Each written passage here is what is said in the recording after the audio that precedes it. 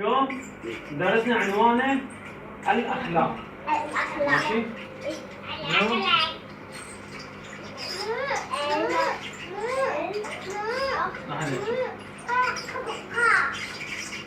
الأخلاق.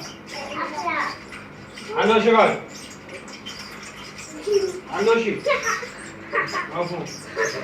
عنده شيء؟ اقعد. بدنا. اقعد. اليوم درسنا يحكي على الأخلاق. لا عليك عشان أحكي بس. أنتوا بس تسمعون وتفهمون حكي مالي. اليوم درسنا على الأخلاق. الأخلاق مشتق من كلمة أحد أسماء الله الحسنى، هو اسمه الخالق، اللي خلق هذا الكون، اللي خلق الجنة والأرض، اللي خلق السماء، اللي خلق علوشي وخلقكم انتوا واحد واحد وخلقنا احنا. الأخلاق لازم نوصلها للعالم، لأصدقائنا اللي بالمدرسة، الأهلنا، مثل إذا تحكم مثل أمك أبوك إذا صاحبك قلت لهم نعم، هاي من ضمن كلمة الأخلاق.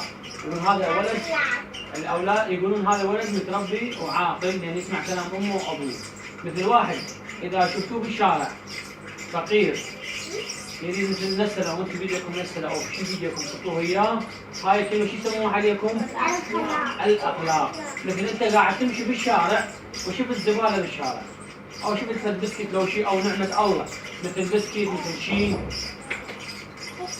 اقعد زين، مثل شفت هالشيء بالشارع وتشيله تخليه مثل بالزبالة بالمكان ماله، هاي شو يسموها؟ الأخلاق.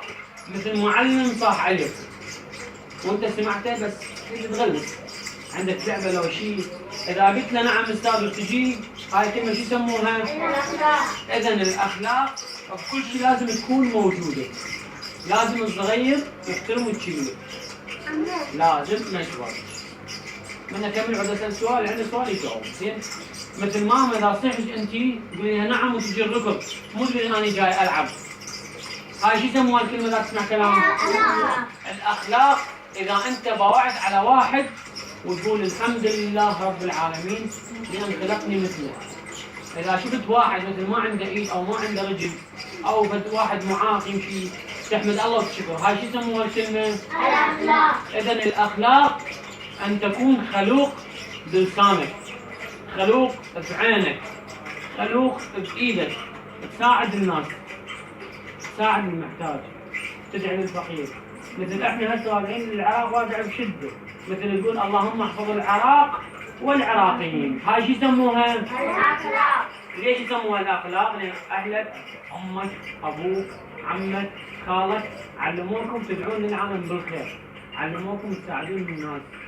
فانت لو حتى تكون صغير وشفت واحد كبير هم لازم اذا شفته مثل يسوي شيء غلط او يضرب واحد صغير تقول له عمو ليش تضربه؟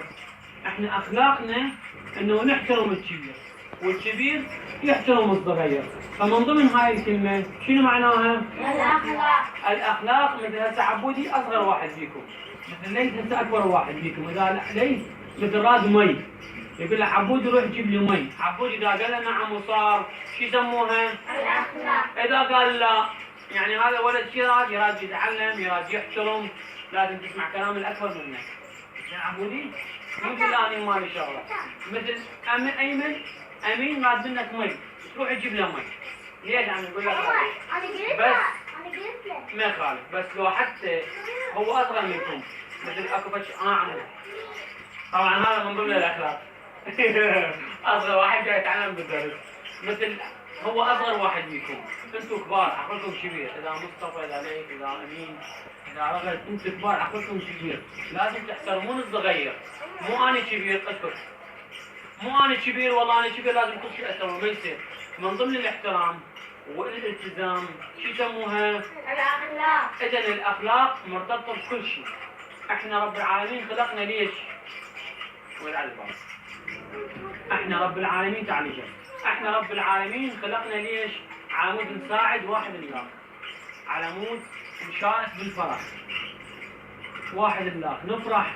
مثل اذا واحد شاطر ينجح نقول له يا رب احنا فرحانين بيه، احنا يا رب نجح يا رب نصير مثله، مو نقول يا رب ليش سقطتني وليش سويت هيك. الاحترام الكبير لازم يحترم الصغير. ابد ايدك عبد اسمع زين، الصغير لازم يحترم الكبير والكبير لازم يحترم الصغير. هاي شو يسموها؟ الأخلاق. اذا اليوم درسنا على الاخلاق، عرفتوه؟ لازم الكبير في عدة نقاط. اول نقطة لازم الكبير يحترم الصغير. ليش؟ حتى الصغير يسمع كلامه ويحترمه، مو يفرض عليه والله انا كبير تعال سوي لي، تعال جيكي. زين؟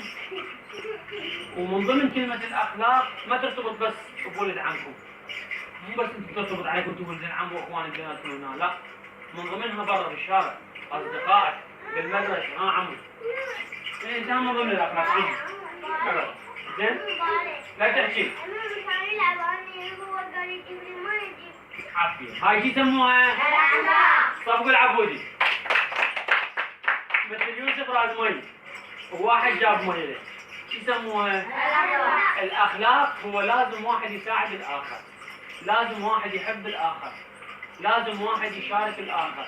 مثل في اليوم انتم بالمدرسه وواحد يحتاج قلم وانت عندك 4 5 اقلام، مو فتشيل القلم ماله وتعطيه، هاي شو يسموها؟ الأخلاق. اذا الاخلاق انه واحد يساعد الاخر، انه واحد يحب الاخر، واحد يشارك ويا الاخر، واحد يحترم الاخر. اليوم درسنا طبعا بس على كلمه الاخلاق، وان شاء الله باذن الله اذا باكر الله خلانا طيبين ناخذ درس ثاني ونتواصل.